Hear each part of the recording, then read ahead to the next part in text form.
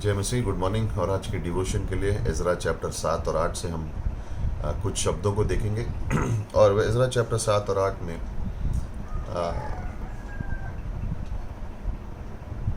57 साल निकल गए और अभी तक दीवार और कंप्लीशन जो काम था यरूशलेम में, जो यरूशलेम को बनाना था, वो पूरा नहीं हुआ है। क्यों? क्योंकि लोग काम रुक गया, क्योंकि लोग वापस पाप में चले गए थे और इज़रा वापस आता है उनको प्रोत्साहन देने के लिए। हाँ, नियमाय ने दीवार बनाई, लेकिन एज़रा था इसलिए दीवार बनी। क्यों? क्योंकि उसने वचनों को सिखाया और वचनों की वजह से ये दीवार बनी। कृपा दृष्टि, ये शब्द हम बार बार देखेंगे इन पंक्तियों में जो आज हम पढ़ने वाले हैं। परमेश्वर की कृपा दृष्टि उन पर थी। अंग्रेजी में इसी शब्द को इस्तेमाल किया है कि हैंड ऑफ गॉड, यानी परमेश्वर का हाथ। हर जगह में हम देखते हैं कि परमेश्वर का हाथ वहाँ पे था। हिंदी में लिखा है कि परमेश्वर की कृपा दृष्टि हर जगह थी।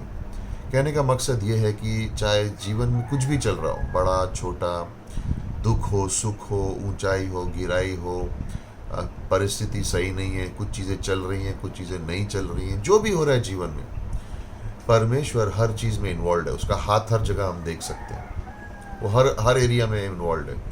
और बाइबल में उस शब्द को कृपा दृष्टि कहा गया, यानी हर जगह पर जहाँ पर भी कोई हो रहा हो, हम देख सकते हैं कि परमेश्वर का काम चल रहा है, बीच में परमेश्वर का काम चल रहा है।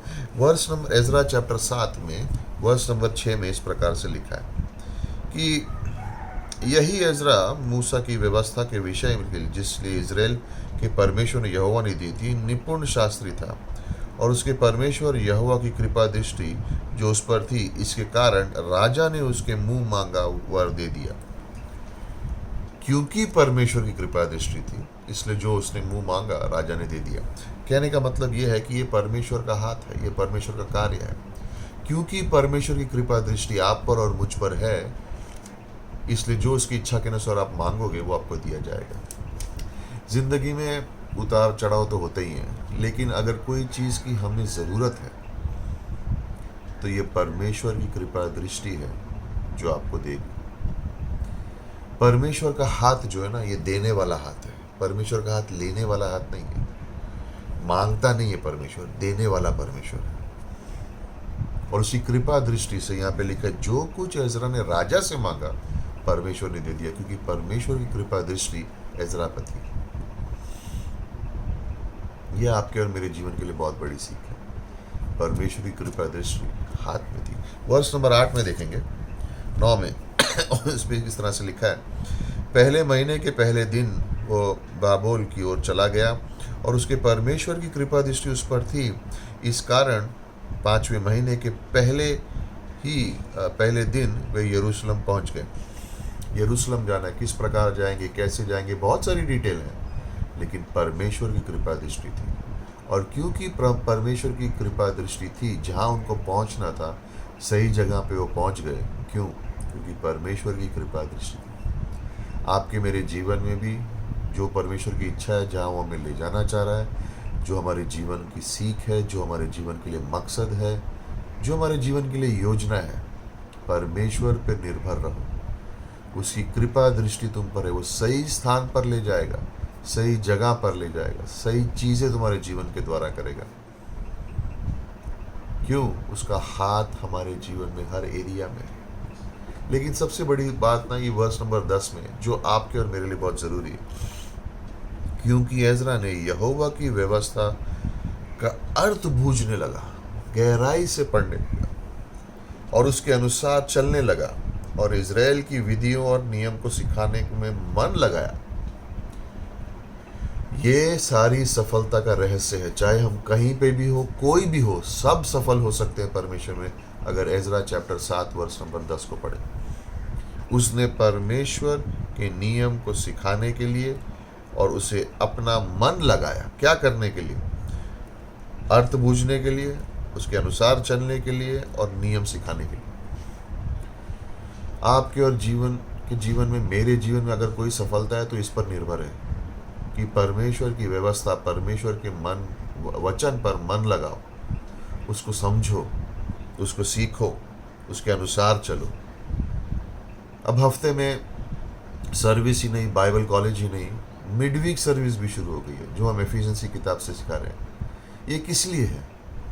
हमें सिखाना अच्छा लगता है? नहीं, ये इसलिए है ताकि हम परमेश्वर के वचन को समझ सकें, उसको इसके अनुसार चल सकें, उस जैसे यहाँ पे लिखा है उसके अर्थ को बूझने लगे। ये सफलता का, ये इसी प्रकार से हमें आत्मिक सफलता मिलती है। सफलता लोग सोचते हैं प्रमोशन हो गई है, नहीं। सफलता सच में क्या है? आप परमेश्वर के कितना जानने लगे, ये सफलता है। वर्ष नंबर 28 में 7वें अध्याय में लिखा है, मुझ पर राजा और उसके मंत्रियों और राजा ने सब बड़े हाकिमों को दयालु किया। मेरे परमेश्वर यहोवा की कृपा दृष्टि मुझ पर बनी रही और उसके अनुसार हिवाए बांधा और इज़राइल के मुख्य पुरुषों को इकट्ठा किया और वो मेरे संग चले। प्रोत्साहन की जरूरत थी इज़रा को, क्योंकि परमेश्वर की कृपा दृष्टि थी, इसीलिए वो लोग उसके संग चल पड़े। राजा ने कहा जाओ इसके साथ। आपके और मेरे जीवन में भी जब भी निराश हो, कमी हो, दुख हो, समझ ना आ रहा हो, याद रखो प्रोत्साहन के लिए परमेश्वर की कृपा दृष्टि आप पर बनी हुई, वो आपको आगे ले जाएगा। वर्ष नंबर 18 में 8वें अध्याय की वर्ष नंबर 18 में देखिए क्या लिखा है, और परमेश्वर की कृपा दृष्टि जो हम पर हुई उसके अनुसार वे हमारे पास इज़राइल के परापित और लेवी के पोते माहील के वंश के। यहाँ पे क्या कह रहा है? जिस चीज़ को काम पूरा करने के इनके पास कोई था नहीं, लेकिन परमेश्वर की कृपा दृष्टि थी, इसलिए सही व्यक्ति भी आया। हर चीज़ के लिए हमारे जीवन में परमेश्वर का सही समय है, और सही समय पर परमेश्वर सही चीज़ करता है। यहाँ पे जो शब्द है कृपा दृष्टि, पता है वो शब्द का मतलब है खूबसूरत, यानी परमेश्वर का खूबसूरत हाथ हमारे संग था। इसलिए जिस व्यक्ति, जिस चीज़ की हमें ज़रूरत है और हम काम नहीं जानते थे, परमेश्वर ने किसी को भेज दिया। कितनी बार हमारे जीवन में हुआ है कि हम कुछ नहीं समझते हैं, कुछ नहीं जानते हैं, और सही समय पर सही चीज़ हो जाती है और कोई आ जाता है मदद करने के लिए। क्यों? परमेश्वर की कृपा दृष्टि है आपके ऊपर, ये हटती नहीं है हमारे जीवन से, ये हमारे लिए। लेकिन वर्ष नंबर 22, और ये सबसे महत्वपूर्ण है, और इस प्रकार से लिखा है वर्ष नंबर 22 में, क्योंकि मैं मार्ग के शत्रुओं से बचने के लिए सिपाहियों के दल और स्वार राजा से मांगने से लज्जा रहा था। जाने में खतरा है, चोर होंगे, डाकू होंगे, लुटेरे होंगे, हत्यारे होंगे, लेकिन सुरक्षा मांगने के लिए मैं राजा से सिपाही मांगने के लिए, यहाँ पे लिखा है, मैं लज्जा रहा था, क्योंकि हम राजा से ये कह चुके थे कि हमारा परमेश्वर अपने सब खोजियों पर भलाई के लिए कृपा दृष्टि रखता है, और जो उसे त्याग देते हैं उनके बल और कोप उनको विरुद्ध हो जाता है। ये पहले इज़रा बोल चुका है, मेरा परमेश्वर मेरे साथ है, मुझे किसी की ज़रूरत नहीं है, मेरे को संभाल लेगा। और वो ये भी कह चुका है, जो हमारे संग, जो परमेश्वर के संग होते हैं उनको परमेश्वर संभाल लेते हैं, जो उसके विरुद्ध जाते हैं उनको भी परमेश्वर संभाल लेता है।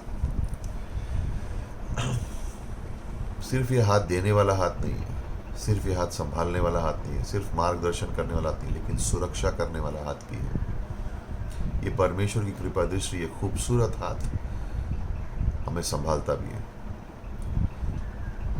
कुछ समय लेना आज, कल, जब भी, और ये इन बातों पर विचार करना। बीते हुए कल में, आज कितनी बार ऐसे मौके आए हैं जब आपने देखा कुछ समझ नहीं आ रहा था, लेकिन जब पूरा हुआ तो आपने देखा इसमें परमेश्वर का हाथ था, वो कहीं ना कहीं इन्वॉल्व था इसमें। जीवन के हर उतार चढ़ाव में जब आप याद करोगे, उसका खूबसूरत हाथ आपके जीवन में आपको दिखाई देगा, परमेश्वर का खूबसूरत हाथ। प्रार्थना करता हूँ कि आज और आने वाले समय में भी हमारी आंखें आत्मिक इस तरह से हो, अपना मन हम जब वचनों पे लगाएं तो परमेश्वर के खूबसूरत हाथ को हमारे जीवन के हर क्षेत्र में देख सकें। परमेश्वर आपको आशीष करे और आपका दिन भला हो। आमीन।